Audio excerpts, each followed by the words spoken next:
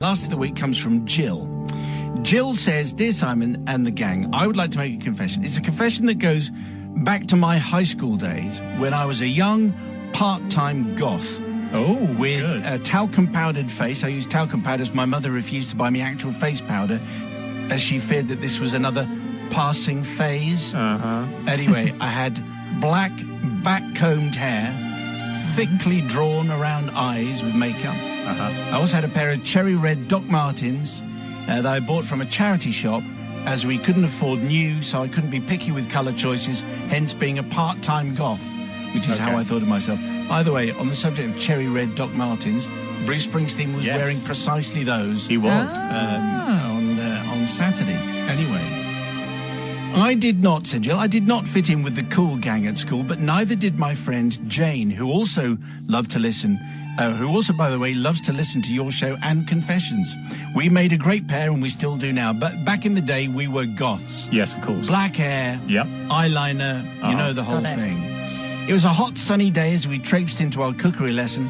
I was sweating with my jumper that I was wearing because, as mentioned above, I was a part-time goth and could not risk getting a suntan. I always think goths do struggle on the beach. It's difficult to look like a goth in the summer. We were met by our cookery teacher, unlovingly named the Dragon, who roared our names on the register so loudly we expected her to start breathing flames from her nostrils. Our class was not the best behaved, I have to say, nor the nicest. Myself and Jane were regularly taunted by the class for the way we looked because we were goths, but also how quiet we were.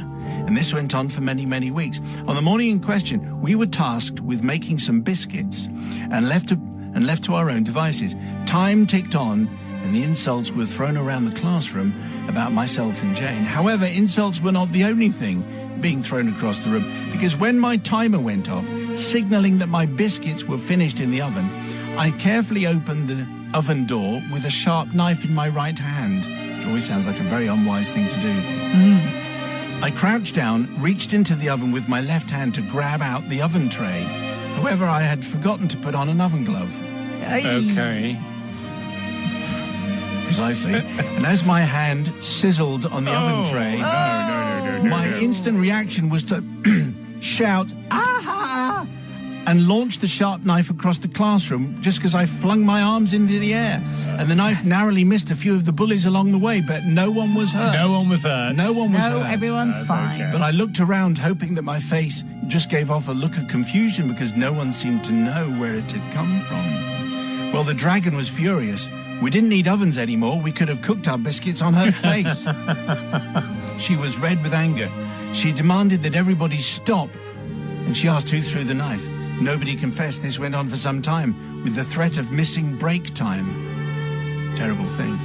This was more of a reward for me, who hated break anyway, so it was a chance for me being ridiculed further. So if I missed break time, I was quids in. The bell went to signal the end of the lesson. There was no confession from anyone. The bell went to signal the end of break. No confession from anyone. After a whole hour, we were sent to our next lesson with the threat of a detention for everybody if nobody owned up. Well, I did not confess to the knife. However, no detentions were issued. Apparently, Shaz the punk, who was into Sham 69 and the Angelic Upstarts, she stepped up and she took the heat. A noble sacrifice. Which leads me to ask for forgiveness. I'd like for forgiveness, please, for all of those who missed their break time and had to listen to the Dragon for an hour, roaring like she did.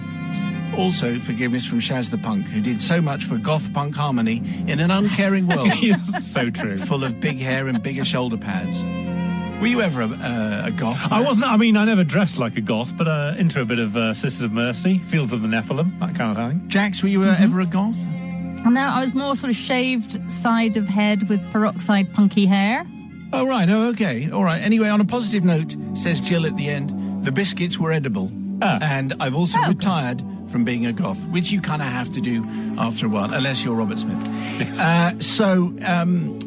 Yes, a dangerous incident, but Jill was under a lot of pressure. What do we say, Sister Jackie? Yeah, it's still kind of dumb to open an oven door with a knife. Yes. So I'm afraid I'm drawing a sharp line here, pardon the pun, and we're not forgiving. Yes, if you open the oven door with a sharp knife in your hand, you're asking for trouble, particularly if you haven't got an oven glove on the other hand. Brother from another gutter. Well, I'm going to make 2 points here. One is that, by the way, these collective punishments, that never works. The idea of tell me who did it or you're all staying in for detention never, ever works. So let's get that out of the way. The second is that, I mean, surely, is it just me? Surely the teacher should have been telling them not to open an oven door with a knife and maybe use an oven glove. So actually, in a way, wasn't it the dragon that was really at fault? Yes, in a way, Temple of Oven Glove would be how we'd all be remembering that now.